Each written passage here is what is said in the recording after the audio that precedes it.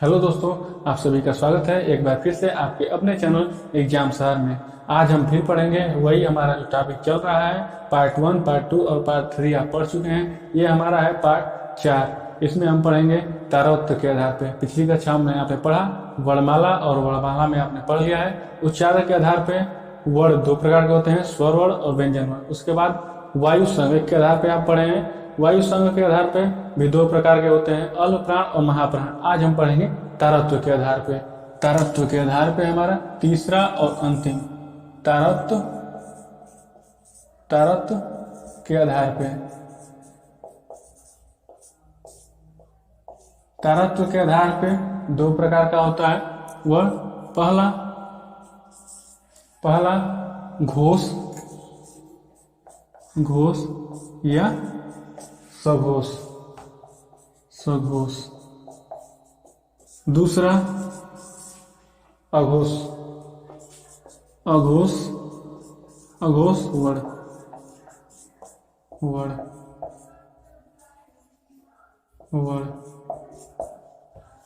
तारत्व के आधार पे वर्ण दो प्रकार का होता है, पहला घोष या सघोष वर्ण और उसके बाद अघोष वर्ण। तो हम पढ़ेंगे पहला घोष या सघोष।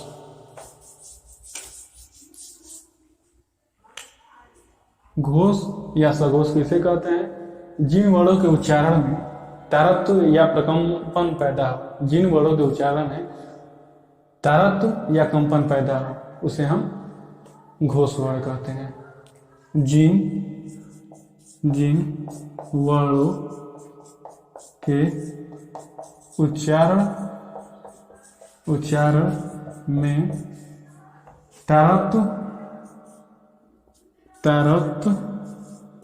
या कंपन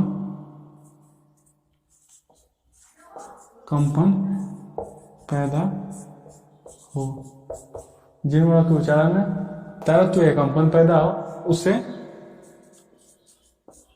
घोष वर्ण कहते हैं। घोष वर्ण कहते हैं। ये जो घोष वर्ण कहते हैं, इनमें से ये चार्ट आप देख रहे हैं, चार्ट पहले ही बना दिया गया है ताकि लिखने और समझने में ज़्यादा टाइम ना लगे। तो जो है घोष वर्ण कौन कौन से होंगे, ये देखिए। ये जो आप देख रहे हैं ए वन, वो 1 2 3 4 5, ये दोनों है वर्ग हैं। पहला वर्ग, दूसरा वर्ग, तीसरा वर्ग, चौथा वर्ग और पांचवा वर्ग।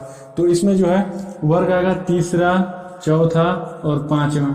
ये वर्ग जो है घोष वर्ण होता है। तो पहला, तीसरा, चौथा और पांचवा। तो लिख लेते हैं हम। तीसरा हमारा है ग, ज, ड, द, ब। उसके बाद चौथा घ, झ, ड, ध, न। और पांचवा न, र, ड़, न और मा। ये जो आप देख रहे हैं पहला, तीसरा, चौथा और पांचवा, ये जो है घोष वर्ण है। और इन सब के अलावा उस्र व्यंजन का एक हो और अंतस्थ व्यंजन का य, व, र, ल। ये भी य, व, र, ल। ये जो है अंतस्थ व्यंजन।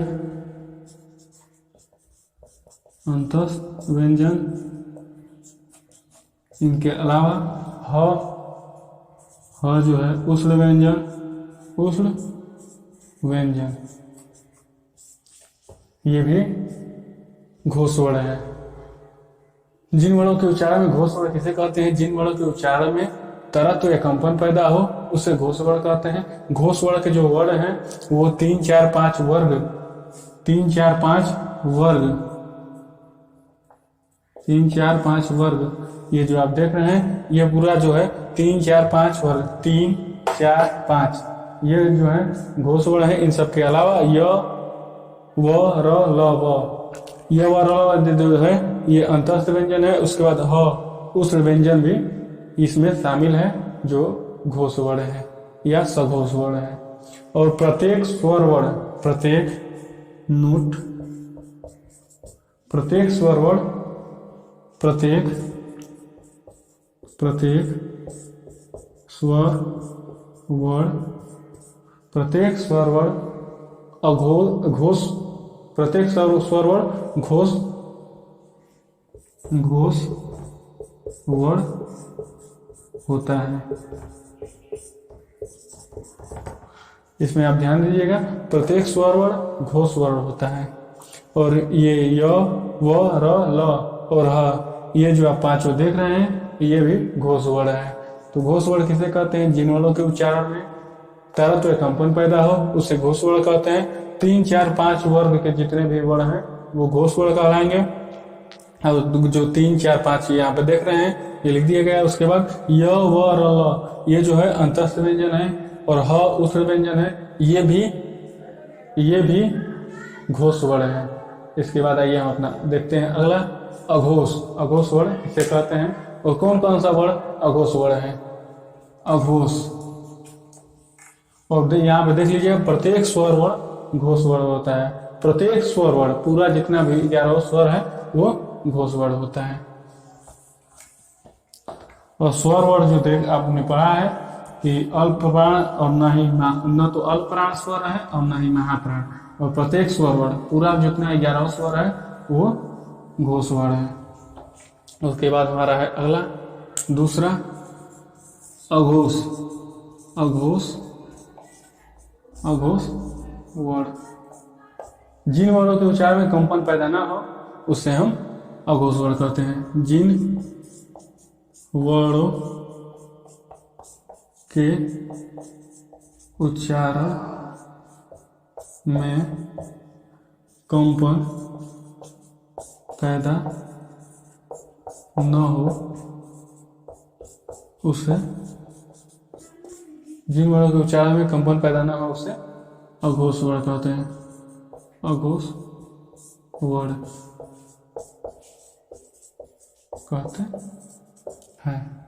अघोष वर्ण पहला और दूसरा वर्ग, पहला और दूसरा वर्ग अघोष वर्ण है। पहला और दूसरा, पहला क, च, त और प, और दूसरा ख, छ, ठ, थ और फ। इन सब के अलावा उष्ण व्यंजन का स और ये स, तीनों स उष्ण व्यंजन, ये भी अघोष वर्ण है। अघोष वर्ण जिन वर्णों के उच्चारण में कंपन पैदा न हो उसे अघोष वर्ण कहते हैं। पहला और तीसरा वर्ग जो है अघोष वर्ण है।